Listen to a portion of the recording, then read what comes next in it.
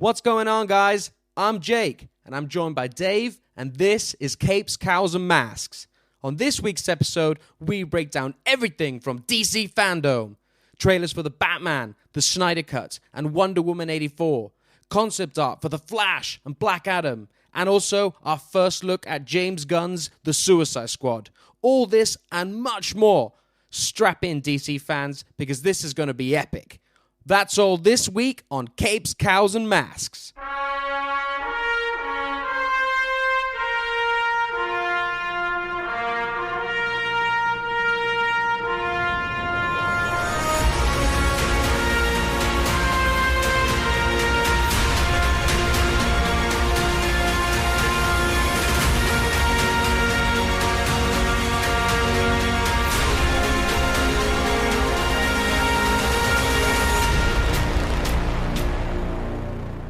Welcome to Capes, Cows, and Mask again. David. Hello. How's it going? I'm doing good.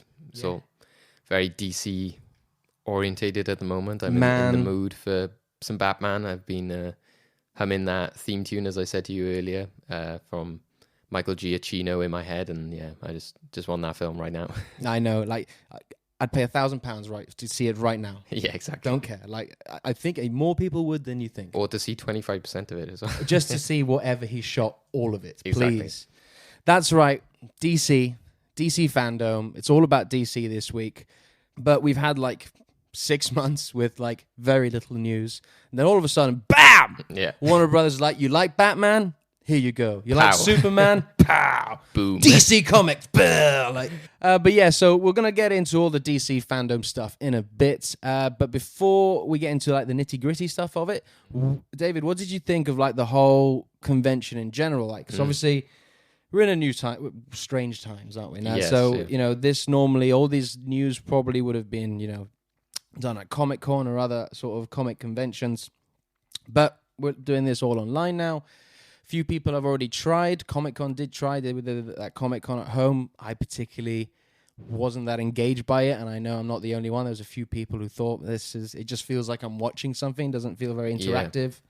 Yeah. But I thought DC really stepped up the game with this. But what are your thoughts with what they did with DC FanDome? Yeah, I was really impressed. I think that compared to, like said, Comic-Con, it was leaps and bounds better. I really think that Comic-Con really missed the ball with their convention. I think maybe they were in the unfortunate situation in which they were still trying to have some form of live event because they were in, what was it, July? Is it? July, yeah. Yeah, so I suppose that, say, in March, they were like, oh, it could happen, you know, we might be able to, whereas I suppose DC has always known that, you know, if this happens in August, etc., when they've planned it, they knew it would be virtual. So I suppose Comic-Con was a bit ill-prepared, but still, it was just the basics. It's the fact that, like, you have a live stream, you have live video. You don't just upload a YouTube video and you can just scrub the video and just go to the trailer at the end, which Comic-Con did, which is really strange. And that's what I loved about it, is that you did feel that you were at an event. You know, they have the, you know, virtual arenas and the domes, and, you know, they welcome you in and you go to each different room. And I thought that really set a great atmosphere, and I really liked how it went to the different aspects. You know, you had comedic parts, you had like more animation suited for children, you had documentaries. So I was really impressed by the entire thing. And like I said, I think other companies are going to be really jealous now. I can just imagine Kevin Feige there watching at home, like racking his brain, thinking like, I won't be surprised if they'd be like, right, we're going to do the MCU FanDome. Like, definitely. I think that's going to happen. And that's what's unfortunate for Comic-Con, I think, in the future, is that they're all going to want to do their own one now as well. Because regardless of how successful FanDome is in terms of like viewers and that kind of stuff, it's hard to deny that they can own their own news and everything that comes out of that. So. This is the thing. I think we're moving into that part where the companies who own the properties are realizing, why don't we just throw our own? You know, Star Wars have been doing it for years with Star Wars Celebration. Disney with D23. Yeah. You know, it's not really an event, but, you know, Marvel have done the couple of times where they've invited everyone round and they've shown them the big slate of what's all coming. So I do think now, obviously with DC FanDome, I do think they're all like, let's just do it ourselves. Comic-Con and other Comic-Cons, I think they will for the better as well. I think they will go back to their roots and be more focused about comics. Yeah, exactly. And not the big major movie studios. Yeah, I think even with TV shows, it just felt a bit lackluster because as much as you might like, The Boys or Umbrella Academy, by having them there, it almost emphasizes that we can't get the big movies. So like you said, I think they'd be better just focus on like merchandise, things you can buy, collectibles, independent that kind of stuff. Yeah, exactly. So, I hope they evolve in the right way. But it's almost like they're adapting from the video game industry. It's the, Nintendo or PlayStation will be like, we're going to have this random press event, online and everyone can watch it. But, sometimes when it is non-COVID times, they'll have an arena, but you're just watching the stream of the arena. And I think that's why obviously people have been frustrated with Comic-Con in the past, is that they can't watch it because they're like, sorry, only the people who are in Hall H can watch this kind of thing. Whereas now everyone around the world has been able to watch FanDome, and for people like us, we're like, oh wow, I'm invited to this for once. Yeah, no, it's great. It's like I see the pros and cons to both of it. Now, should the people at these cons get this stuff? Absolutely. I mean, they've paid the money. They've, traveled from however many miles to get to this con. Yeah. I do think they're entitled to stuff that not the whole world can see. Yeah, exactly, yeah. I mean, and anyway, in recent times, like, sure, they get it first, but like 10 minutes later, it's posted online. So, yeah. But obviously, nobody's doing that now, so we all have to be together with this. In sense of that, I really like all the different nationalities they had representing this.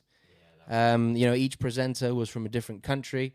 And then in the actual website, when you're, signing up and registering, it gives you your time zone. I don't know if it's all the languages, but plenty of languages from around the world suited to wherever you're from. I was going to say that actually about, again, Comic-Con, because that was such an oversight because, to go through it and, okay, we're used to as UK fans being like, okay, 8 p.m. PST, what's that? You have to work it out. It's about 6 hours later. But for a virtual con, after you see FanDome, you're like, yeah, that should be a given. You should have made time appropriate schedules for the world. Because if Comic-Con is going to be there like Comic-Con at home for the world, you don't put like American times because, like you said, you're not at a live event in America. It's incredible because they've also done the 24 hours. They've catered for all those time zones. Yeah, exactly. Do you know what I mean? I remember being on Twitter this morning and them saying, hey, UK fans and all Europe people, you can now tune in. I'm like, little do they know we stayed up. Yeah, exactly.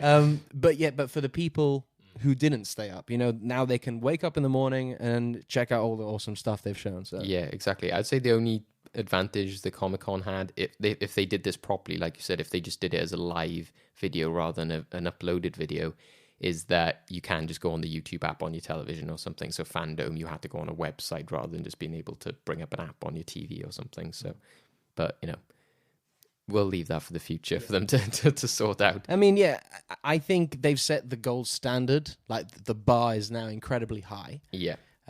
Judging from Twitter and Instagram and everything, everybody was pretty much loving this event. Plenty of hashtags going on. Yeah. The one thing I think they could work on, and thing is, there's bound to be some things because it's the first time it's been done, but there was times where I thought some of the panels were poorly edited. There were some really jumps that you were like, whoa, okay, we're on to something else now. Yeah, exactly. But that's here or there. Like it's teething problems. I'm sure they could probably figure that out if they do one next year. Yeah. The one thing I will say on the negative side, lastly, is that, like you said, I believe if you pay for an event and there's an exclusive screening, so say that The Mandalorian, for example, and they had a preview of The Mandalorian, I'd be perfectly happy that I'm like, yeah, we'll see it eventually in a month or so anyway. They've paid for that and we'll probably get some images or something just to keep us satisfied.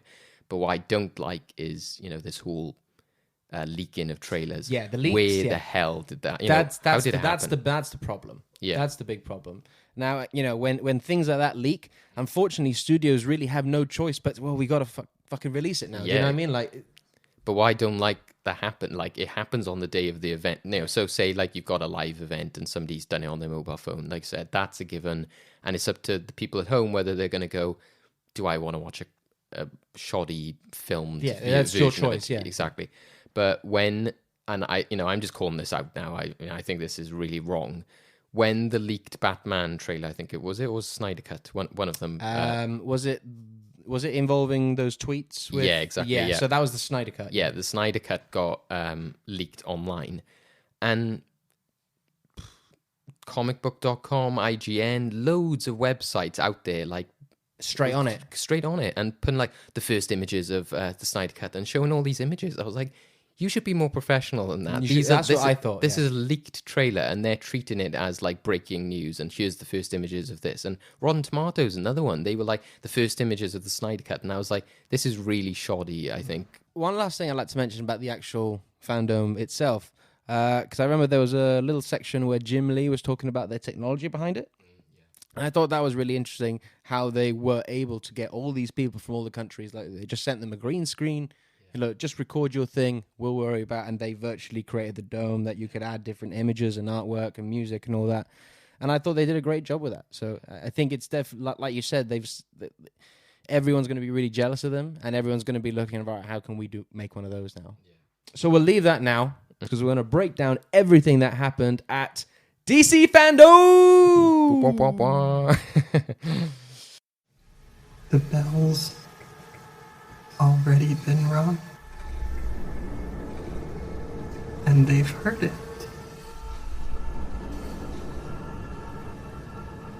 Out in the dark, among the stars. Ding dong, the god is dead.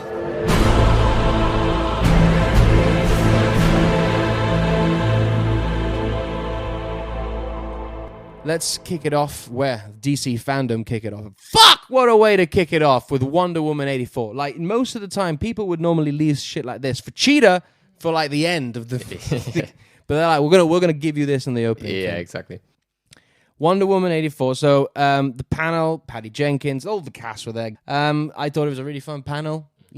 Nothing revealed that we don't already know about the film because, we were supposed to have already seen it. Exactly, yeah. They were quite far into the sort of advertising and promotion. No huge, big things. It was really nice that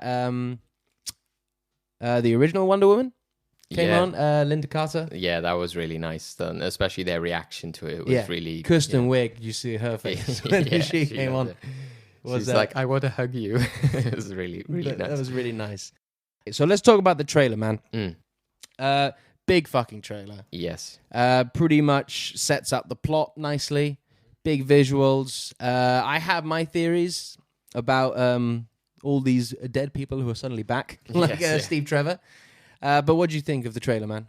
Yeah, I loved it. I think Wonder Woman was one of my favorite DC, if not my favorite DC film of recent years. I think Patty Jenkins is an incredible director because she adds such a cinematic scope to these films. They don't feel small at all.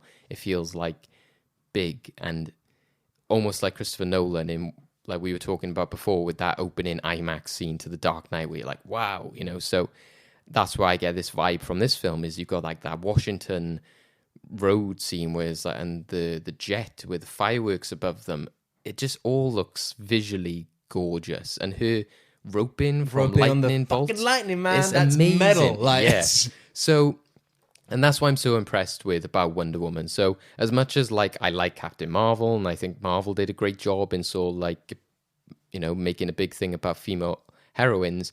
I think she ain't Wonder Woman. No, though. It's hard to deny that, like, because they've made. I think even before that film came out, the lasso wasn't that big a thing. It kind of was in the animated show. It was, but that's for like deep cut people. Yeah, but the fact that there's like a glowing golden rope in this, it's made it a visual thing. It's like Iron Man and his pulse, lasers, etc. It's become indicative of that character now, and that's what's made it so great. Is there's a big visual now, so you see that trailer and she's using it to go from lightning bolts, and she's there running. That scene where she's spinning it like a clock and blocking all the bullets. Exactly, that was awesome. So right? all of that, you're like, this is amazing. It's a fantastic visual character that they made her into, but also golden armor as well. Yeah, and when she obviously has the gauntlets that she brings together, which is great when she's sort of got like that. I'm assuming like initial fight with Cheetah before she's full Cheetah mode. Yeah, when she's wearing Cheetah clothes, but she's not actually a Cheetah. Yeah. So I think that what I'm also impressed is just the level of detail we have in terms of the emotions and story of the film. I think it's great that, you know, you have that line from Cheetah where she says, you're somebody who has everything and people like us just have to get by, you know, not getting as much from life. And I think that really does seem like a great theme to run with, because if anybody's going to make that argument, it would be somebody like Diana, who would be there just like, you know, like she is in Wonder Woman and Justice League, you know, just brushing a statue, you know, as things like that. And people would be like, how is this like gorgeous woman, you know, who doesn't age and gets all these things in life, etc. And so, yeah, it makes perfect sense for that character to sort of have that envy. Especially when Steve Trevor comes back, she's like, yo, your boyfriend from like 70 years ago, he died. Oh, he's back. Yeah, exactly. So, and I think that's also a great element of it, is using the 80s as a theme. So you have Steve Trevor at the end with the like parachute pants. That's the thing. He's great. But yeah, it did also remind me of that scene where his assistant, where they're dressing him, she's like, no, you can't have a sword in here. And you know, she's wearing the corset and everything. So yeah, I think it's great that they've flipped that around. So I'm really excited for it. I think the story looks great. I think, you know, we did expect to see Cheetah, and I kind of prefer a shorter haired Cheetah, you know, when I'm talking about... Because you don't like the long mane that she's got? No, I think when I've seen her in the cartoons and comics, etc., I prefer when she's got like the shorter hair. So that's just like how I like my cheetahs, my female humanoid cheetahs. My favorite run of Wonder Woman is... by George Perez, iconically in his run during the 80s. Yeah. And that's she has the long mane. Right. Okay, And I think partly because it was written in the 80s. Yeah, so that's true. Everybody had big hair then. Yeah, that's true. I think that short hair wouldn't work quite as well for the time period. But yeah, I was surprised. At first, I was concerned when we were seeing her in that like cheetah coat and everything. I was like, oh, I hope I'm not going to get like a tacky, bad version of this. So to see her in full version looks good. Well, for me, it was the bloody Funko Pops that spoiled it for me. Yeah. So it was like Lego or Funko or someone. It was they released the pop of her as the cheetah, and I was like, all right, well, she's going to be Cheetah then. Yeah, exactly, yeah. What I thought was quite cool as well is that they have that scene, which looks like they sort of fight in is it maybe like the industrial satellite sort of place? Looks like the third act, yeah. Yeah. And and Cheetah seems to be like roping from like electrical wires from the different masts. That, yeah. And I was like, that's like maybe a nice nod to like what the Wonder Woman bolt. does, yeah. So I thought that was quite cool as well.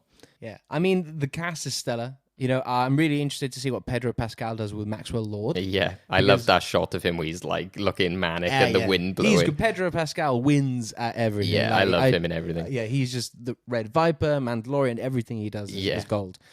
So I'm really looking forward to him doing this role. My theory is that he's got this magic wishing stone, as you see in the trailer where he's saying, anything you want, just, you know. And I think that's how Steve comes back. Yeah. I think that's how it would make sense to me. Yeah, anyway. I think so. And like, and that's how Cheetah gets her powers and stuff. Like. And you're not going to have the whole, you know, breaking the laws of time sort of stuff. Then. No, you're just going to have like a wish, fantasy. Exactly. Like, no, because I think for those type of things, if you do start to go into time travel, you're going to start losing me. And I'd be like, there's no need for it here. Like. No, and I would assume if they've got a Flashpoint coming up, they're like, wouldn't they sort that at that point? You know? Well, that leads perfectly into the next section, which is not quite the Flash, but it's the multiverse panel they had. And this was, it was Jim Lee, Walter Hamada, you know, the guy at Warner Brothers, which I found it. We finally got to see him speak. Yeah, I know. It was interesting. Like, I was surprised because I didn't think a guy as big as him would do this, you know? He was there, Jim Lee was there, and there was someone else there. I can't quite remember. It was one of the other sort of writers. Person, was it somebody? It wasn't somebody from the TV shows, was it? Because they were talking about how the multiverse works for them. Yes, it was Greg Berlanti. That's it. Yeah, the guy who runs CW. Yeah, and all that. So he's talking about like Crisis on Infinite and all that, etc. This was a really interesting panel because I think it finally gave us a clearer idea. Anyway, I wouldn't say completely clear, but a clearer idea on where DC's going. And the one thing that I think they have over Marvel is this multiverse. Yeah, definitely, yeah. You know, the fact that they can... I think the multiverse gives them way more creative freedom than the MCU can. Because the MCU, you can be creative, but you've got a sandbox to be creative in. Yeah. While this is like, it's sort of like, you can make your movie, just make it really good, and we'll tie that in later to something. And same goes for any other project. They confirmed that Joker, the Joaquin Phoenix movie, that's that universe. They confirmed that Matt Reeves' Batman movies, it's going to be its own universe. You've got the CW verse. You've got the movies with Justice League, Man of Steel, BVS, all that stuff. That's going to be, it's another universe. So it basically, for me, gives them the opportunity where they can make whatever they want and really not have to stay strict to a certain line or timeline and stuff like that. And I think you can also do more interesting stuff you could do R-rated movies, you could do character pieces, you could do big spectacles. I think you have so much range now by doing the multiverse, and also not just relying on films, TV, video games, the comics themselves, all this other stuff. I think it's great. I think it's, like I said at top, the thing that DC has over Marvel. Well, Marvel are going to now have it very soon. But DC have always had the multiverse. They have a multiverse of madness, don't forget. Exactly, yeah. But DC, way before Marvel really delved into that, they were all about the multiverse, going back to Crisis on Infinite Earths. So, yeah, man, I think this is positive for DC. I think this is where I think they should go. I mean, what are your thoughts about this? And I just find it amazing that things have worked out so well for them. Actually, what people were saying 10 years ago was actually their biggest flaw. They were like, they shouldn't do it this way. They should have it so Batman origin, Flash origin, then build up to a Justice League. Basically copying Marvel. Yeah. What are they doing? Why is there this random Joker film and this random, these offshoots? Why are the TV shows not the same as the movies? Why is there two Flashes? Yeah. So, and then actually, I think they've done this by chance. I don't think anybody could ever say, yeah, this was planned the entire time. No, it was not planned. So I think, but it has perfectly come into their lap that they're like, yeah, this actually is perfect now, because we can be the exact polar opposite to Marvel, and we have got that was intended, that they did always want to have the directors have creative freedom over their projects. So I think that has worked out fantastically for them. And I think it really does open the doors to some exciting avenues. And again, it's not to trash on Marvel. It's just that you can appreciate both methods. Hey, we love Marvel over here. Just saying, guys. So that's what I'm saying, is that we can appreciate the nice, neat timeline that Marvel has got, but then you can also enjoy the sort of more varied, freedom that DC has. And I think that makes sense to those characters, because to me, I'm not interested in seeing an alternate version of Captain America, but I am very interested in seeing, Red Sun and, the alternate versions of Superman, because he's more of an archetypal hero, which allows for something like that. So I think those type of characters make sense to have a multiverse, because they lend themselves to different genres and different characters and stories that I don't think Marvel characters do as much. No. Yeah, I completely agree. Yeah, I'm excited. I mean, the person who's going to be the cause of all this, though, is the Scarlet Speedster.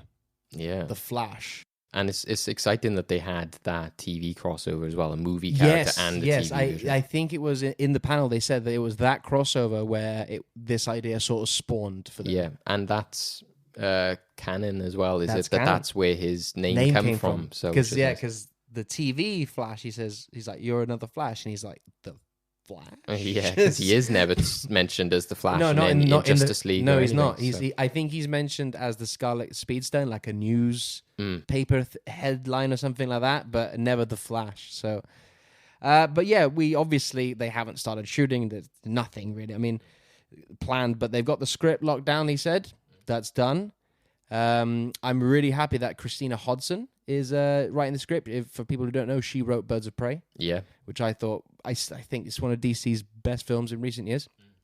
Andy Muschietti, director, obviously did the It movies. Yeah. Really liked the first one. Second one, okay. Yeah, lukewarm on the second one. But yeah, I mean, they didn't show anything. They showed concept art, new suit, made by Batman. If I would imagine made by the Ben Affleck Batman, not the Michael Keaton Batman. Yeah, that would be fun. But speaking of which, they did show the Michael Keaton Batman in that concept art. Yeah.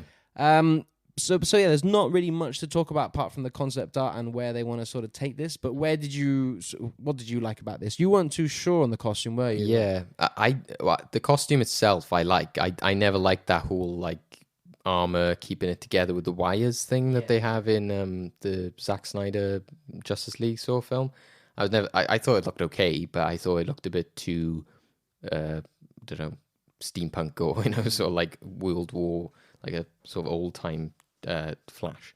So I liked the costume itself, but I didn't like the fact that Batman has made it purely because I felt again it was kind of a Iron Man makes Spider-Man's costume aspect. I don't like this idea of like the rich guy makes everyone's costumes all the time.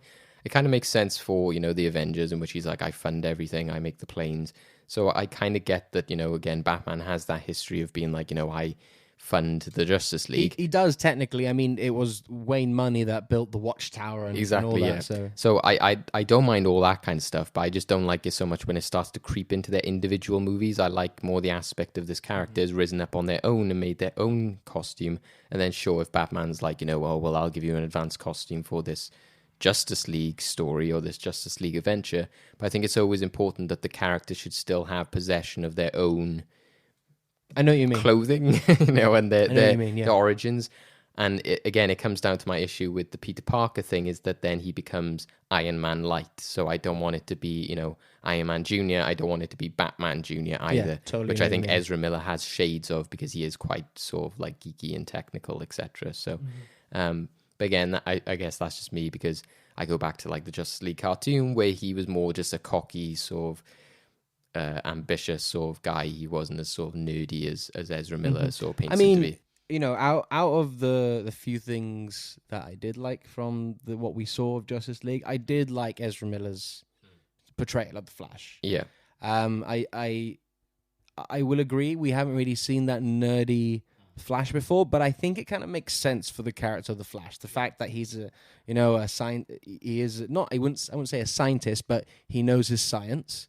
Well, his job is actually like a sort of police forensic investigator. Yeah. So. And the thing is, like, and the only reason he joined the police was to avenge his sort of mother's death, sort of like one of those promises thing.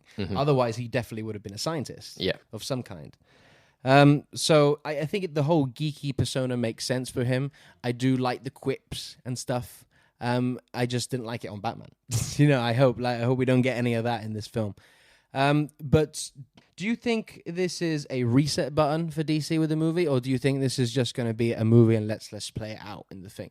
I hope it's not everything happened has never happened before. No, I don't think so. I think it'll be kind of like Wonder Woman, Aquaman, etc. It'll just be like, this will be its own thing. We'll tell the story that works in that film, and then they can decide onwards from that what sort of timeline they want to go with. So multiple timelines here. Exactly, yeah. So if they decide that they do want this to be a separate Flash timeline, they can do that.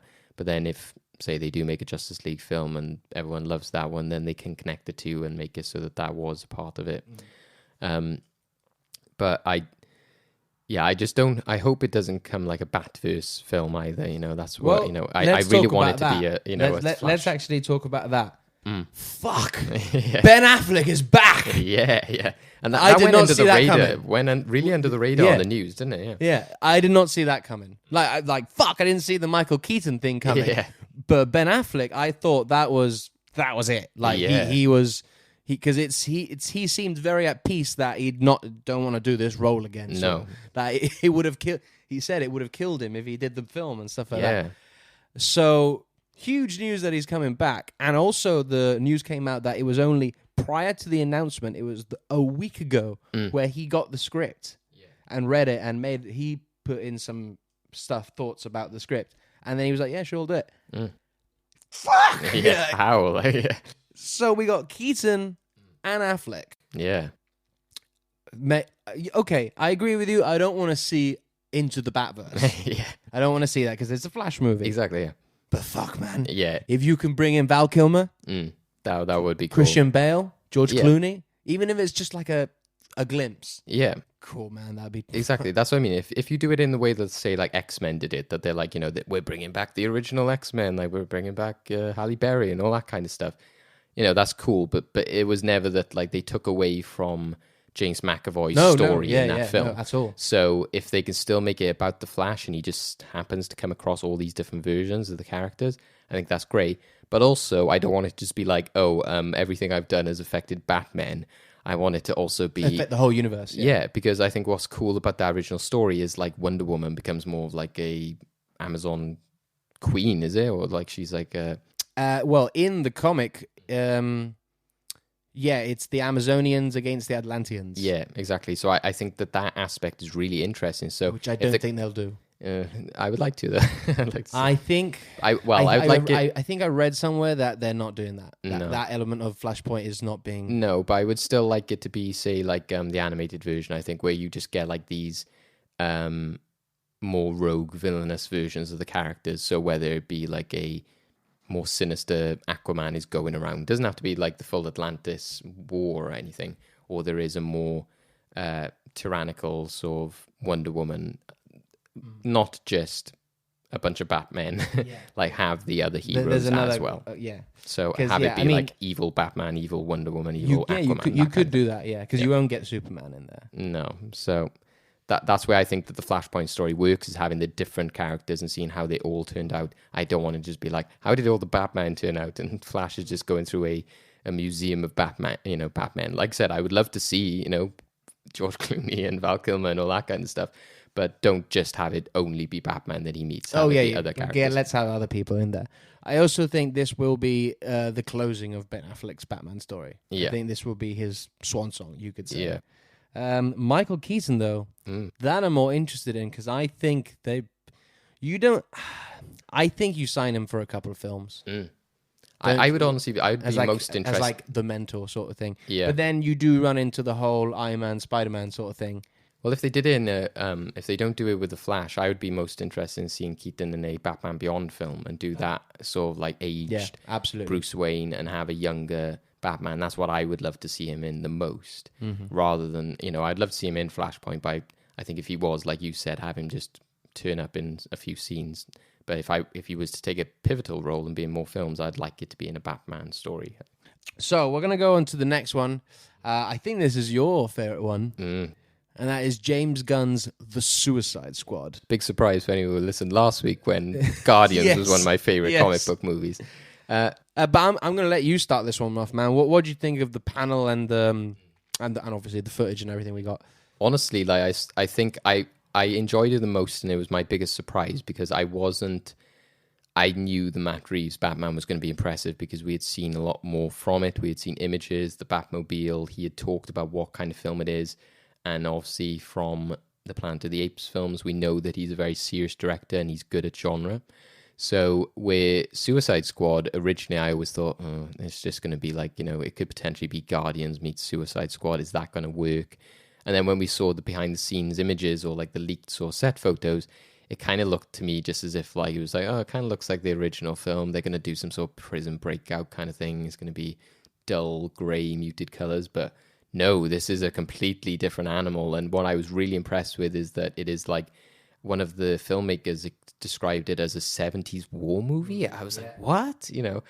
And I think James Gunn's humor and characters. Yeah. And the fact that we said before recording this, wasn't it? The most earlier in the episode, most explosive action film ever made. I even think that was one of the questions somebody asked him, like how many explosions, and he was like, I don't know how many exactly, but it's one of the most in any film. Well, the fact that somebody who works on the Marvel films has worked on this and he has said that, it's like, well, wow, that must be a lot of explosions, and I think that's great. I think that what works, so you can get on board with the idea of David Ayer's Suicide Squad, they're gangsters, that kind of thing. But I think it really does work from what you can see of this, is that they are mercenaries, and ludicrous, explosive, crazy characters. No sense of right or wrong sort of thing. Yeah, and they're just colourful and crazy. Like the fact I loved like Captain Boomerang seemed to have some sort of neon boomerangs in like the behind the scenes. I think that was the best way to sell the film, is not have some sort of like teaser of, here's a little glimpse of the story, is to show the behind the scenes, then goes, oh wow, I can really see how much effort you made to this film.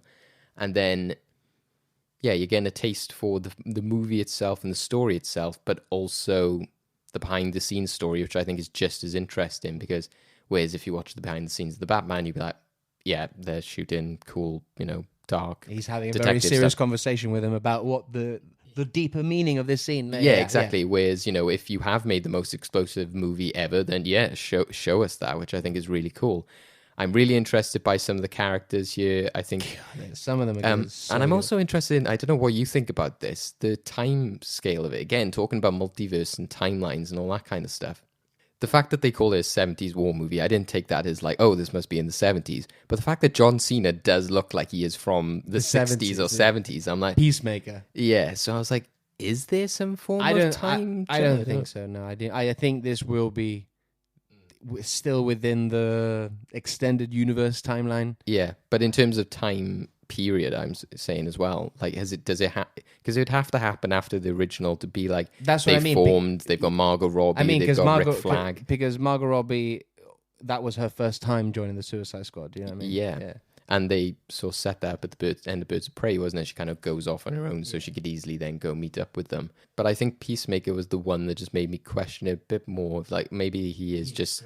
Yeah, so maybe he is just a character that's just never grown up from his 70s persona or something like that. What do you say? A douchier Captain America. Yes. Again, they've got balls to say that in like a DC, fandom. Yeah. Like, yeah, let's just go for it and just mention it. Oh, but I think for me, the whole panel, I think, had it was the most electrifying panel. Yeah. I think out of all of the ones in DC FanDome. And that's purely because of the chaos that is James Gunn and this cast. Michael Rooker especially. Yeah, he has such a close relationship exactly. with him. He's always powering him off and giving him shit.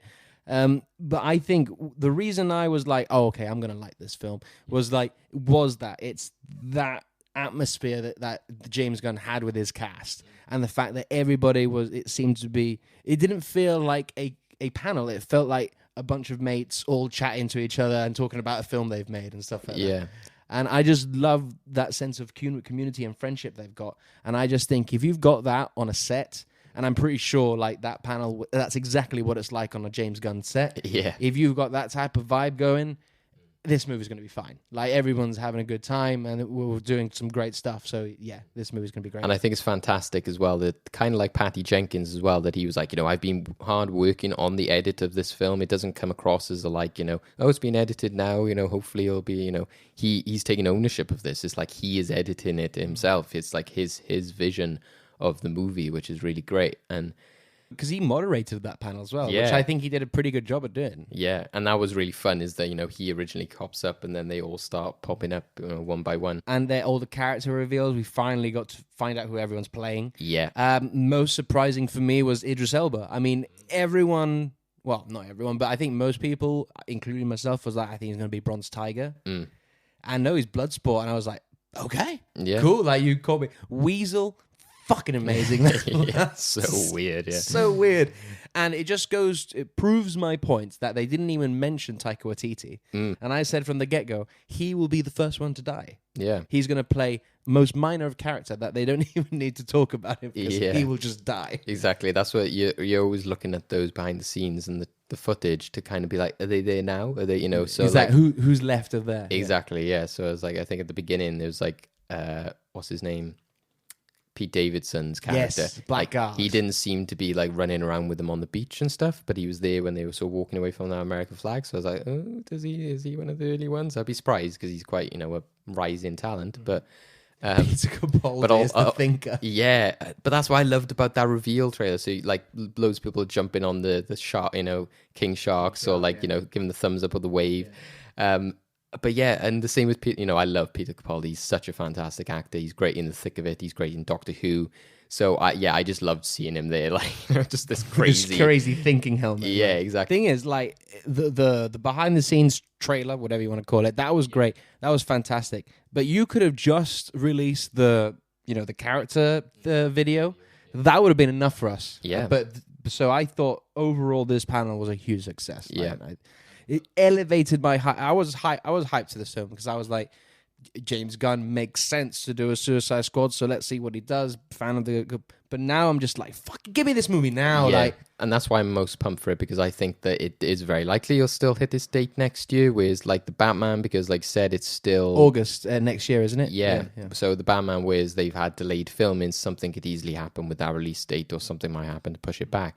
So that's why I'm like, yeah, I know that the Suicide Squad, they're editing it now. It's all locked they're in. They're doing VFX. Yeah. And lastly, on the look of the characters, I also think Harley Quinn looks probably her best she has for Badass. ages. Like the red and black, I've been waiting for that for day one. That just, for me, it's inspired from the Arkham games, that look of That's Harley. what I was going to say. Yeah, they captured that really well. I think that's a great part of the characters, that they made that new look for her in the original film. It so really went well, because obviously it's a kind of look that they've adapted in the cartoon show and other video games and appearances she's made. But to have her so, like, you know, her hair and her makeup is all, you know, with Black that lipstick. red and black. Yeah, it just made sense to me, and it looks amazing. And she looks then really a part of the team. Mm-hmm. So whereas if she was there in like her short shorts with a baseball bat and the blonde hair with blue and pink, I don't think she would have like quite mixed in with characters like Ratcatcher and Rick Flag. She looks a bit more raw, a bit more rustic, you could say, with this look. More like a Like a trademark mercenary, villain. yeah. Like more of a trademark villain rather than a supermodel sort of thing. Yeah, exactly. Yeah. Okay, man. So we're gonna go into the big dog, the one I think most people, apart from the Batman, that most people were looking forward to, and that is obviously Zack Snyder's Justice League. Yes. Yeah. So the panel itself, I mean, we discussed this before we started recording. The panel itself was okay. You know, again, very much like Wonder Woman, not much new information, because he's talked so much about this film. We've seen so many images that he's been posting for the last year or so. Yeah. So we've always been like, oh shit, Darkseid. Oh shit, like Steppenwolf looks badass. And, you know, oh, Barry Allen doing this. All these crazy things that we didn't see. Yeah. But he teased. And like he said, you know, the movement, the Zack, you know, released the Snyder Cut, they were probably like, please give us something so we can use for our movement. Exactly, you know? So I think the panel, more than anything, was about the movement. Yeah. He asked fans questions, and the cast asked him questions. It would have been nice if the cast could have been live. Whatever. But, you know, it just would have been nice if they could have all got together. Yeah, exactly, yeah. But, yeah, it was still impressive that Ben Affleck, you know, was there, etc. And like, I'm surprised he was there and he asked a question, yeah. But, yeah, man, so it was pretty much Zach talking to the fans about how this movement was coming together. I mean, we all know the story. But we're here to talk about the trailer, because that's what everyone was for. And also him revealing the details of it. Oh, this will yes. be 4 parts. 4 parts. It's impressive. 1 hour long, and then he's going to do some sort of assembly cut. Yeah. And then he did say for us people over here in Europe, they are sorting out some distribution. So I think it makes sense. I think it also builds great anticipation. Ooh, what's happening next week, you know? Let's start with that in the terms of, like, do you like the format? And also, what do you think of this? I mean, we've always suspected it's going to be this huge, epic, long thing. But what do you like the length? Do you think it's going to be good for it to be this long? Yeah. Yeah, I think it makes perfect sense. I think like you said, you know, we're going back to, again, the days of like the animated series, you know, Justice League in some ways then feels right to me, actually serialized in that way. But also, you know, that is the one argument you can make for not having established universes. You know, it's very hard to have a Justice League film in which you haven't established all the characters in their own films. So to then have a 2-hour film in which they first all meet up, it's like, ugh. So to have it in, you know, 4 parts, an hour each, it gives it that time to fully go to Atlantis, go to Themyscira, you know, see them come together in the proper way. And especially when you're dealing with a character like Darkseid, which is such a massive... And all the new gods, basically. Yeah, exactly. Steppenwolf and all that lot. I mean, you saw in that, because remember when Zack Snyder released, just before FanDome, released that image of Steppenwolf? Yeah. And it had the timestamp on it? Yes, yeah. It was something like, it was just 1 hour and 12 minutes or something like that.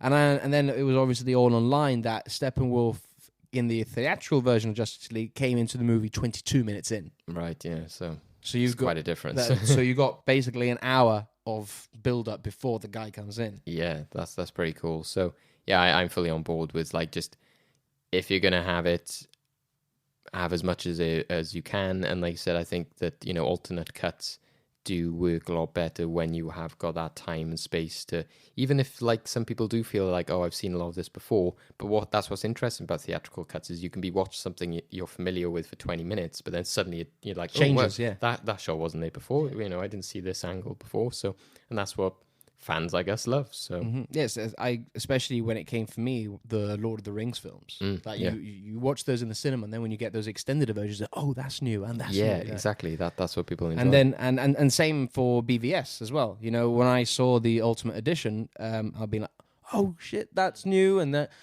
this makes more sense now because that's been established and this has been fleshed out a bit more. So I'm. You know me, longer the better. I love long movies and stuff like that. So I think for something as epic as the Justice League, yeah. And I'm interested what will be done with the new footage and the new VFX he wants to do with the new budget he has. Well, we've seen stuff from the trailer of all like looks predominantly like Superman's going to be in the black suit. Yeah. Way more Flash stuff. Way more. Didn't really hint at more Aquaman stuff. Yeah, it was more like what we had already seen, but different angles and stuff like that. Way more Cyborg. I mean, Zach has been saying this for ages that he is the heart of the movie. Yeah. Very surprising. Well, let's get into the fucking trailer. Yeah. We open the trailer with fucking Darkseid. Yeah.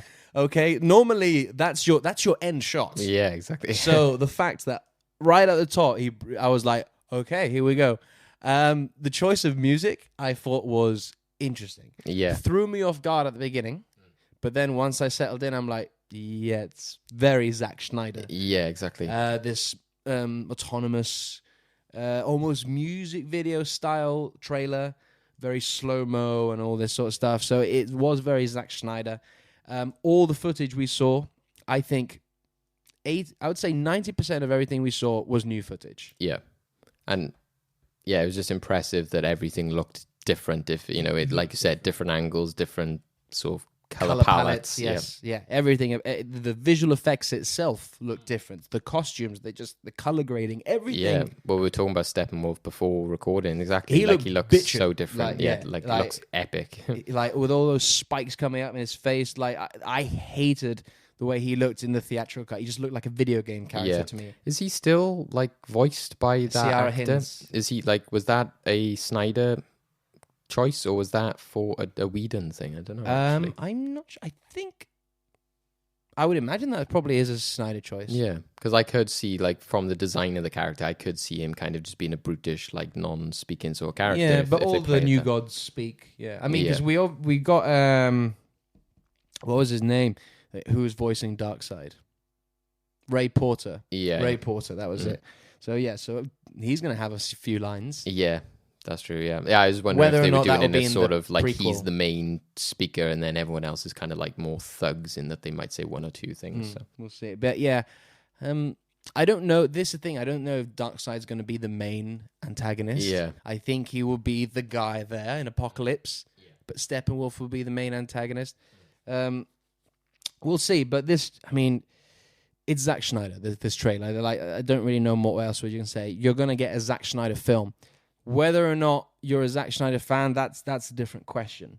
Whether or not this film will be better than the theatrical cut is a different question.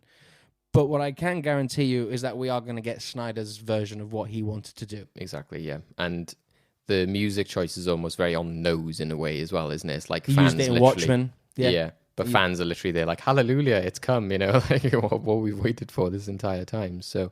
yeah. That opening shot as well, of like the desolate wasteland. Did you see like the Justice League tower? I loved that. So yeah, that was great. To me, that looks like a vision of the future of what could happen. Very much like BVS in the nightmare scene where, Batman is in that sort of the desert place. Yeah. Yeah, it's like, well, after having seen Umbrella Academy recently, it's kind of like that as well, isn't it? Like, like trying to avoid the apocalypse in which the Umbrella Academy is destroyed and they're coming out of the rubble. It kind of reminded me of that a bit. So I'm super pumped for it. What about you? I mean, because you're half with his films, aren't you? Yeah. Like I sort of enjoyed like everything he made new and sort of world building with Man of Steel, but I was unsure about the sort of finale and the like how big a scale it was and the sort of decisions like with Zod, etc. And yeah, I think Batman v Superman, I was, I was on with the sort of negative side of people. I came out of that like, what the hell was that? What's going on?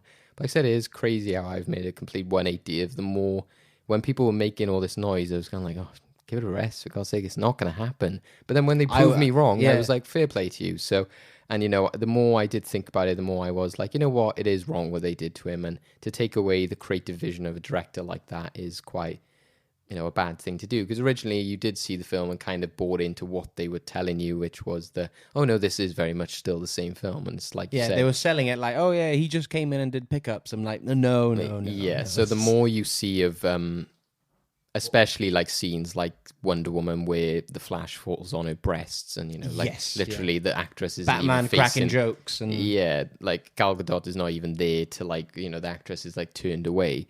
So you can tell that there was like that awkward atmosphere amongst the actors that they're like, I'm not doing that scene. That's like really stupid humor. Pervy, yeah. So, the more I thought about stuff like that, the more I've got on board with it. It will be interesting to see if I do like it in the sense of like I've had problems with Batman v Superman, etc. Because I've always been like, just tell the stories, like give us the Superman that we know and that kind of stuff. But again, this multiverse idea has changed everything for me now that I'm like, okay. I hate to break it to you, David, but and to anyone really, but if you didn't enjoy Man of Steel or BVS, Justice League, you probably won't enjoy either. Because it's like I said, it's going to be Zack Snyder's type of film. Oh yeah, exactly. Yeah, and like despite the criticisms of Man of Steel and BVS, that truly were his visions. Like every decision he made in that was intentional. Exactly, and that's why I'm curious. I'm like, okay, but because it is longer, that's where like a lot of people like obviously say with the Ultimate Cut with Batman v Superman makes it a completely different film. Yeah, so that's why I'm like, well, maybe I'll enjoy I'll be this. One of those people. Yeah, and I didn't like the theatrical cut really, but over time I've grown to love the Ultimate Edition. So that's where I could be a lot more on board with a film or series, whatever you want to call it, that has that time and space to tell the story properly. So yeah, it'll be interesting, but I'm really excited for it just because of how different it is and how ambitious it's being, and the fact that I think the multiverse aspect of it has changed everything for me. So whereas before watching Man of Steel and Batman v Superman, I was going in like, no, this isn't Batman, this isn't Superman, blah blah blah blah.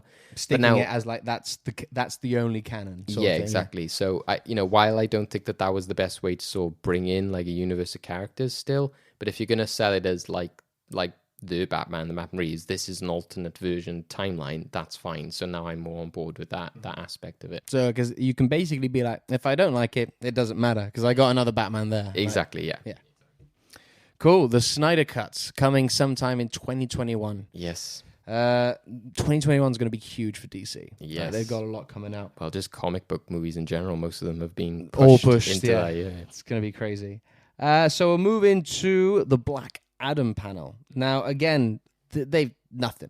They've got nothing. I mean, they got some concept art, which, funnily enough, they teamed up with Boss Logic. Yeah. And Boss Logic did all that concept art for them, which was I thought was pretty cool. But this panel, it was The Rock trying to sell a cult. Yeah, exactly. To me, that's what it sounded like. And look, I bless him. Like, he's so charismatic. He if you want to put The Rock on for 20 minutes to talk, okay, because he can do it. Exactly, yeah. But yeah, there's not really much to talk about. And you could do it too, Jake. You can be a part of the, you can get a physical fitness plan with The Rock for only $29.99. Genuinely. And then when the other guy came on, he was like, "Oh, you're doing your workouts." And stuff. Exactly. Yeah. You doing your cult stuff? Yeah. He's like, I don't want to come around there and have to tell you a lesson. Tell you how to work out. But yeah, so for most of the panel, I was like, okay, cool, yeah, whatever. Like Black Adam, I've never been huge into Black Adam. I don't know much about him really. I've read some stuff, but not really. But then they fucking say they're gonna bring in the JSA, and I lost my shit, man. As soon as they showed that image of Dr. Fate, fuck, man. Yeah. Like, Dr. Fate is one of my favorite DC characters. Again, one of those offshoot characters that no one really thinks of. But, the helmet of Nobu and all that stuff, like, there's so much lore behind Dr. Fate, and the fact that the mantle just keeps on getting passed down and all that. Hawkman, they're going to be... Fuck, man. So, yeah, the JSA, that perked me up. And I was like, okay, this is interesting now. But I'm still... The problem I have with Black Adam is that you could say he's an anti-hero, but I don't look at it as an he's a villain. I see him. I've always seen him as a villain. And the problem with that is that you can't cast The Rock as a villain. Yeah. That's why they've made him into an anti-hero, just because it's The Rock. You know what I mean? And I don't know how I feel about that. I don't know how because you're going to have to really change this character. Yeah. To and I get the whole thing of like he's immoral. He doesn't know he has the Black Adam justice and only his justice. When I go, well, then that's not really an anti-hero. That's a villain. Yeah, exactly. So like, and you know, Batman tries to work with the police. You're just going around killing people. So yeah. And that's where I think the cultish aspect comes into it, because it felt like Dwayne Rock Johnson was trying to sell you this idea like he's a different type of guy, like he's on the edge, he's been like tarnished from all the things that have happened to him. This, so you were like, okay, we get it, so that's where to me it felt like a bit overbearing, in that it felt like that's the film you're going to see, is that you're going to like it, that this guy thinks he's right, that he's on the edge. I'm more powerful than Superman. It was exactly. And I was like, okay, and I don't want to say I don't like Dwayne Johnson. I like him fine. But I think for me, he's kind of one of those actors, and I think anybody would agree with this, he's not got range. He's not a character. No, he hasn't got the biggest range. No, he's a movie star. Exactly. He's not an actor. He's not an actor. No, he's not a character actor. He plays, Dwayne Johnson in most of his roles. Whereas, like I said, but there's fine, you get actors like that, Mark Wahlberg, George Clooney, they play themselves kind of thing. And Ben Affleck in a way. Yeah, and Will Smith. He plays himself. Will Smith is the guy who was like... So that's where I have a problem with these type of actors being in comic book films, because, like I said, I found it hard to find Will Smith as Deadshot. I just saw it as Will Smith being Will Smith. And that's why I feel that I'd be watching this being like, I don't see that as Black Adam. I see it as Dwayne Johnson. So, and it's also that idea, and again, try to stop mentioning cults, but it is the idea that he does latch himself to things. He was like, hey, I really want to be in a Disney film, so I'm going to go onto this Jungle Cruise thing. And hey, look at me, guys, I'm doing Jungle Cruise. It's just like how I was doing Jumanji. I've taken Jumanji. This is my thing now. And I've taken Fast and the Furious. This is my thing now. He seems very possessive of like franchises, and he's like, I want to be in that franchise. Like I said, we'll talk about it later, but Shazam, Fury of the Gods, maybe they should just call that Fury of Dwayne Johnson. Well, this is the thing. I don't think he'll be the villain for that. No. I don't think it will be for that. Let's get into that then. Sure, that's a perfect segue into the Shazam 2 panel, even though they basically were just having fun and telling jokes to each other. I thought it was one of the funniest panels. Like Zachary Levi, he's just a comic genius. And all that. And David Sandberg, the director, he's hilarious, but in a completely different way. Yeah. He's just got this sort of very dry satire sort of comedy about him. Yeah. And the kids are great. They're so fantastic. Yeah. Especially Jack Dylan Grazer. I think he's got so much charisma to him. But this obviously didn't show anything. They announced the title. Yeah. Fury of the Gods. Pretty cool title. Yeah, exactly. Yeah. But not much else. So, I mean, did you like Shazam? Are you looking forward to the second one? I think the second viewing, I enjoyed it a lot more. So the first time I kind of thought it was like, yeah, it was okay. But yeah, the second time viewing it, I sort of appreciated a lot more elements of it. And yeah, I'm while I didn't find like the characters or the powers and stuff, so say like Suicide Squad, I'm like, oh yeah, you got like this guy who like chucks polka dots at people, that's weird and stupid, and I love it. You love that exactly. Shit, yeah. So whereas like these people are just a bunch of Supermen basically, and they just fly, they got super strength. So, but that's where I think for me the interesting element is the villains. So again, crazy little caterpillar at the end of the Mr. film. Mind. That's my kind of thing. You got some weird like characters. So as long as it's him and the gods, I think I'll be on board with it. And if they lean more into the magic elements of it, I think that'll be interesting as well, because they've opened up that world in the first film. And yeah, I'm glad that there wasn't a sort of like, hey, this is Shazam, but plus now we got Henry Cavill back, friendly with DC, he's going to be involved, or Dwayne Johnson will. So I'm glad they made the panel just about them, and they didn't make it about Henry Cavill, because it is rumored that he's going to make a cameo, isn't it? Yeah, exactly. But I'm glad they didn't make it about that. Yeah, because kind then of thing. all the news would be about that. Yeah, and it would then become Shazam And, is the Henry Cavill. So. Sinbad. Yeah, that was amazing. That Such was a good fucking job. Amazing. The fact that Because he I want to gets- see Kazam too. Can we have I want to Kazam? see the fact that if people think that he was in Shazam and Kazam and he wasn't in either, so they were like, let's get him for Shazam too. And the fact he was like, I've got range, man. I could do this kind of character. It was fully up like Brilliant. Zachary Levi's road. That was great. I Oh, that loved was it. fantastic. He'll obviously just be a cameo or something like that, but that is gold. Yeah. Gold. And that's what was so good about the panel. It was refreshing because you had seen all these serious panels and let's talk about what this is going to feature, who's going to be in it. Like, oh, it's, Zach, how did you do this? So to have that type of panel, it was a good, refreshing way of doing it. So I liked that they did hopefully plan that they said, hey, Zach, we've got these type of panels. So we'd like it if you got this different type of panel. And it's kind of like they're transparent about the fact that they haven't got much they can talk about, which isn't... I think as well, the character, the person that Zachary Levi is, Yeah. I think he would have just done sort of something like that anyway. Yeah, exactly. But I think because they had obviously made it more of a skit kind of thing that, hopefully it was planned in that way. But yeah, if this film is going to come out in 2024 or something, then it's also right that we don't get too excited yet about it as well. But this is the thing. So I don't think we'll get Fury of the Gods. It implies that we're going to go deeper into the lore of the gods and their powers and stuff like that. Yeah. So Well, it'll is be it interesting because I don't think Black Adam will be the villain for the second one. And I don't think Mr. Mind will be the villain either. Because with the name of Fury of the Gods, I don't know. I see with Mr. Mind, he's famous for forming the Monster Society of Evil. Yeah.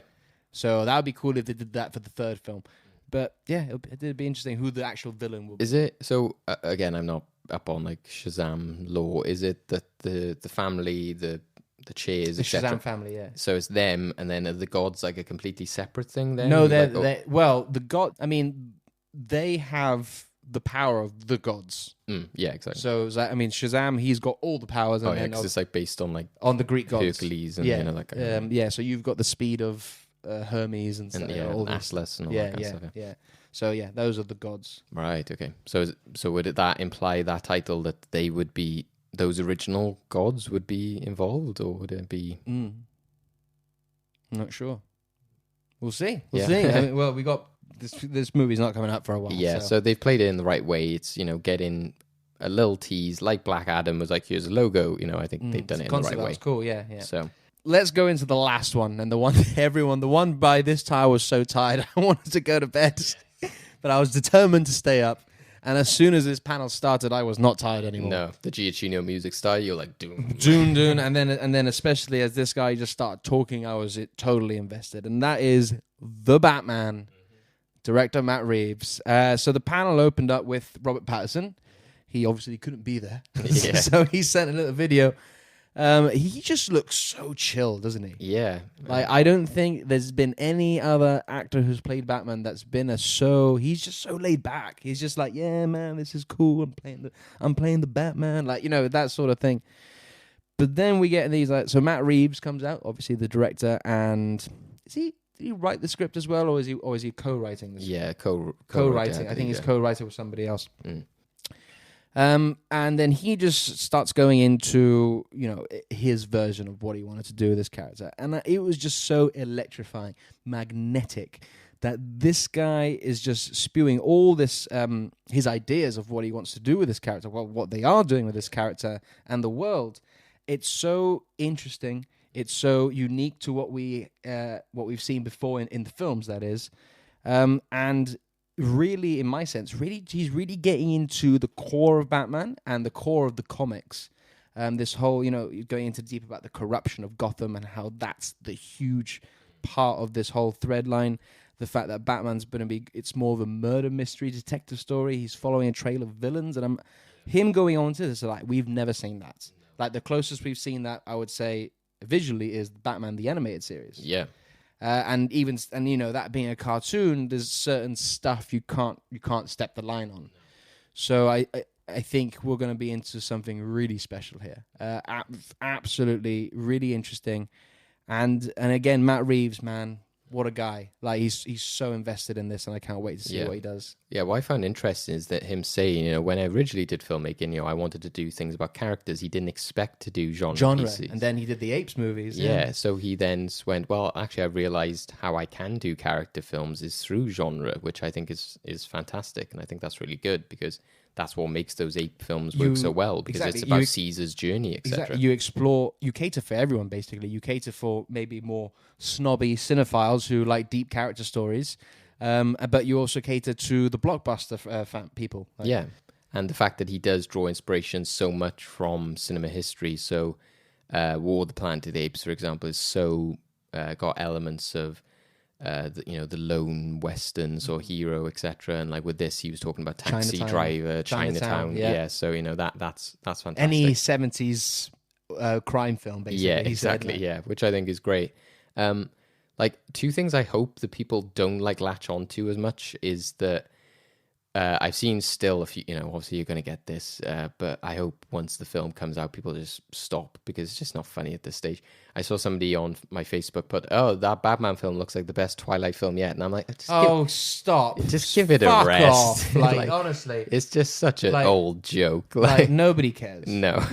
Nobody cares anymore. No, exactly. So Robert Pattinson doesn't care. No. So, it's like, it's like how Michael Keaton and people like that must have felt years ago. But with that, at least it's with Batman or Star Wars, for example, with Mark Hamill keeps being mentioned about Star Wars. But again, at least it's like a big, cool franchise. Whereas, I'm sure Rob Pattinson doesn't want to keep being associated with that franchise. He doesn't. And the thing is that I hate it because so many people were so quick to jump on Robert Pattinson when he was cast. Oh, this guy from Twilight, blah, blah, blah, or whatever they were saying. And I'm just like, have you not seen any of his other films that he's done afterwards? This guy is one of the best actors right now, in terms of like that age bracket and what he's doing.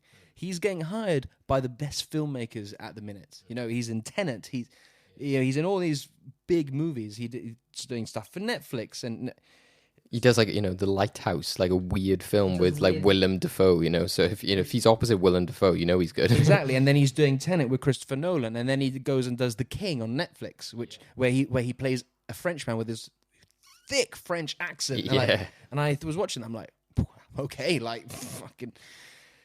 So yeah, I'm tired of all that shit. Like, I'm sold, especially after the trailer, which we'll talk about in a second. But I'm sold that he's going to kill it. Yeah, I really am. Think he's going to be a great Batman. Yeah, I think so. And a great Bruce Wayne. Yeah, and that was the thing I was most surprised about, and I was shocked by. And I said to you when we saw like messaging each other in reaction to everything, as much as I loved the Suicide Squad, and that was still probably my most excited. But I was blown away by when I saw the Batman first appear on screen, because we had seen bits of it, hadn't we? There was that poster they released. There was, you saw the but music. To actually see it there. Yeah, but that first image when it's Jeffrey, first of all, I was already on a high because Jeffrey Wright was there and looked perfect as the character, because we knew he was going to be amazing. Fucking brilliant. Yes, Whoever because why hasn't this been done before? Why Yeah. hasn't it been cast as Gordon before? Yeah. Like, it's just perfect. And why has he never really been an actual detective before? Because again, as much as I love the Nolan films and Gary Oldman, he was always just kind of there, on the outskirts. But here, you see him walk in, he was like looking at the crime scene, and that's why it makes sense if they're doing this Gotham police series, like he's got a history in television space with because Westworld. he was in Westworld, yeah. Mm-hmm. So, but then to cut to that shot of Batman standing there with Robert Pattinson. Sorry, so many names in my head then. I was just blown away. I literally audibly went, oh my God. Because that to me was Batman. I was like, wow. The fact that he's in a room full of other officers. I was just like, we haven't really seen that before. It's normally in like the Nolan films, we got close, but the Gordon there would always be like, can you guys leave the room? Yeah, I'm just going to go on the roof now. I'm just going to, yeah. Here, he's there.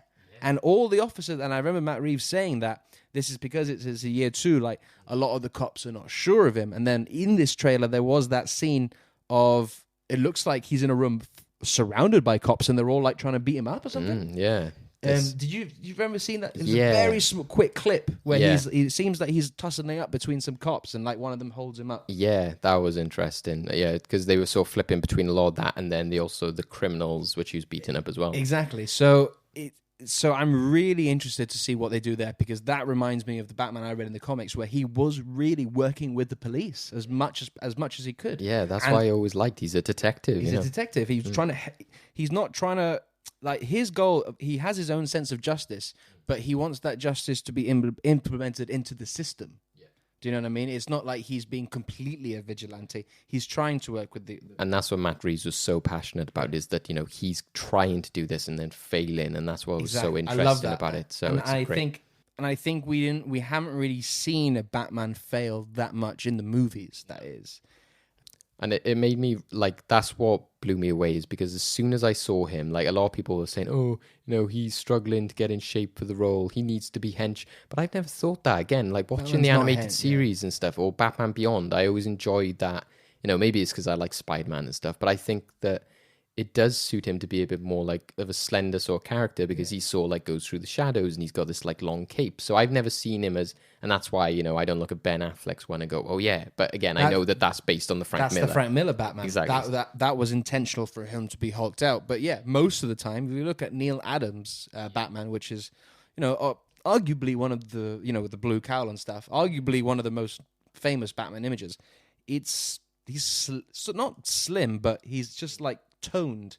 He's got muscles, but he's not bulked out like Superman. Yeah, and it's also as if the cowl... I think it's just his eyes, isn't it? His normal eyes. He's got the makeup, Yeah, but it looks as if, like, he has an element of that animated sort of, like, white eyes. I don't know if it's just that Robert Pattinson has, more white in his eyes than other actors, or maybe he doesn't have as much color in his eyes so it stands out more, or maybe they've edited it that way. But to me, when I first saw it, I thought, oh, whoa, it looks actually like he does have the white eyes. I think his jawline is a big part of it as well. I know this is a bit petty, important, but yeah. But it is. But like Christian Bale, for example, I looked back at pictures of him and I was like, yeah, not looking at that. I'm seeing Batman. I'm seeing a military guy. He has quite a round chin. So to have this chiseled square chin, it makes sense with the costume. Well, Christopher Nolan's movies were a very militarization of Batman. Yeah, and I think that's also the other thing I was going to say was that I saw Dave Lee, who's like a YouTuber I watch, and I agree with him on loads of stuff in terms of Star Wars, etc. But he talked about how he was surprised a lot of people were saying how original they felt it was, but he felt that it was quite Nolan-esque. And I could see what he means by that, and what Matt Reeves was talking about is stuff that Nolan has touched on. But when you do watch that trailer, you are like, no, this is a lot more gothic, dark, and, like I said, detective-esque than what Nolan did. I think just because it's dark and gritty doesn't mean it's then instantly Nolan. But again, you could still be like, oh, well, like Bruce Timm, like the because again, we were talking earlier about how that's very inspired by noir. You got the red sky and the dark elements of the animation. If anything, I would say this Batman is more related to David Fincher films than Chris Nolan. Yeah, that's true. Like the whole, I'm getting a very from the Riddle, a very Zodiac sort of villain, that is always speaking through letters sort of thing while he's killing people and, teasing the Batman to trying to catch him. So yeah, I'm getting a lot of that. I'm getting the Seven film vibes from this. And also the action scenes. Obviously we didn't see much action, but that one scene where he beats up that guy, where he's like, who are you? Honestly, it was so nice to see this focus shot of violence, because with most comic book violence, you're here and then you're there and then you're up there. You're just constantly moving the camera. Here, they just focus on him bellowing into this guy. Like, bah, bah, because there was a rumor the other day they could be going R-rated with this. Did you see that? I can't see that happening. I can't, but I saw that shot and thought, well, there could be an argument from that, because he does lay into him so much. I wouldn't be... if they did like an R cut and they released it on the Blu-ray. Yeah. Cool. But considering the success of Logan, Deadpool, I think they could still make it sizable money. Yeah. It's Batman. You need those kids. Yeah. It's the truth though. Even I will be the first one to say it needs to be PG-13. But I think, like you said, that fight scene is the one which they are on the line there. They are on the line. That's probably the right way to go about it if you do want to go close. A lot of R-rated stuff, it comes down to the amount of blood shown. Yeah. that not necessarily the violence itself, but how much blood is spewed. Just right on the walls and blood instead of showing it coming from exactly. It's not as scary. Yeah. What else we talked about the Batman? So yeah, we talked about Jeffrey Wright. Very quick shot of Colin Farrell as Oswald Cobblepot. Yeah. Well, I'm not too sure. That's going to be strange. Also, I liked his comment that he said that he isn't the Penguin yet, and he doesn't like being called the Penguin. So I felt more on board because originally I felt that Colin Farrell was a weird choice for Penguin, especially because Jonah Hill was being thrown into the mix before. But that's such an obvious choice, isn't it? Yeah. So I think that it's interesting from that point of view because I think he almost kind of suggested that he said Kingpin at some point, didn't he? So I think he's seen as like he is a. I mean, I've always sort of looked at Penguin as the mob boss, sort of guy. So yeah, I mean, I can see it. Like, I mean, I read as well. I don't think it was said in the DC FanDome that Batman's already had dealings with the Penguin in his first year, sort of thing. So there's already a bit of history there between them. Yeah. Definitely won't be any exploding penguins. No, like referred with to little rockets. Zoe Kravitz as Catwoman. Obviously not. He said it again. She's not Catwoman yet. She's Selena Kyle. But you did see an ode with the little ears on the mask she was wearing. I think she's great casting for Catwoman. Great casting, as well, absolutely. So the short scene we saw of them two engaging looked kind of cool with them having a little tuss up there. I think that's what's impressive is that I watched that entire thing and didn't feel like, I'm disappointed I didn't see her in a Catwoman suit because I'm so happy with the Batman suit, the car, and everything. I'd be fine if like all the villains are just. But the fact but the reason I'm not upset by it is because two things. One, because Matt Reeves has said they're not there yet. This is where they are on their path to becoming the characters that we know and love, and also the fact that there's nods to the costumes. That's good enough for me. Like at this point in their stage. Yeah. I feel that maybe the only one we will get that fully with is Riddler, and I'm not saying he's going to be like Jim Carrey in a like spandex maybe suit just or like anything. A green suit. Exactly. Yeah. So just a green, like they did in Gotham. Yeah, and like a staff or something. So I think, but whereas I feel that Zoe Kravitz and Penguin will just be in, like I said, thief gear and a suit, and then they will progress more on. But because it seems like Riddler is the bigger villain, because at the end they've got like the question marks. Yeah, he's definitely the main villain. He'll probably be the one that adopts the look more towards the end of the film. 3 villains in this. Yeah. So which leads me to believe I don't think Penguin will be that big. No, and that's why I think it will be. And that's what's interesting. He's talking so much, Matt Reeves, about